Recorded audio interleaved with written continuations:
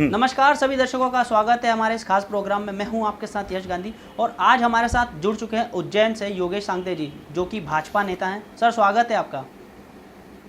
जी जी sir, सीधी बात करते हैं आपसे। आने वाले समय में 24 विधानसभा सीटों पर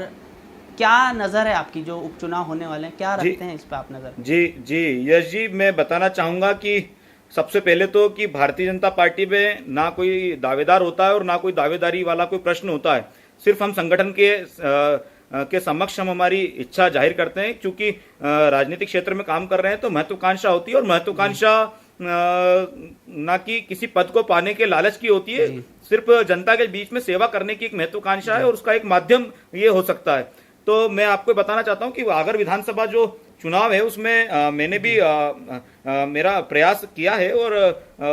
हमारे वरिष्ठ नेताओं को अपनी इच्छा जाहिर की है। अगर संगठन मुझे मौका देता है तो वहां पर पूरी ताकत के साथ हम लोग जीतेंगे भी, और केंद्र में भी मोदी जी की सरकार के नेतृत्व में आज वहां पर भव्य मंदिर निर्माण होने वाला है। और इन्हीं मुद्दों को लेकर के जिस प्रकार से धारा 370 का निर्णय हुआ, जिस प्रकार से 3 तलाक का निर्णय हुआ, इस प्रकार के जो तमाम निर्णय देश के हित में हुए, और मध्य प्रदेश की सरकार ने भी लगातार 15 वर्षों में गरीबों के उत्थान के लिए और अनुसूचित जाति के उत्थान, लोगों के उत्थान के लिए, जिस प्रकार से युवाओं के उत्थान के लिए, जिस प्रकार से किसानों के उत्थान के लिए लगातार, जैसा कि हम जानते हैं कि अभी इस बारी एक ऐतिहासिक खरीदी का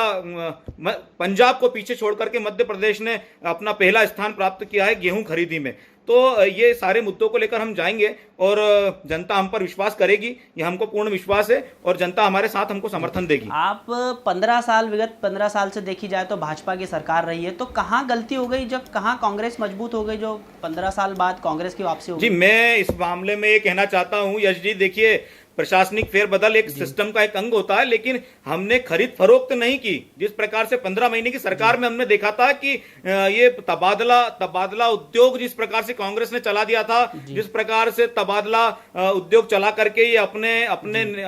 अपने जो इनके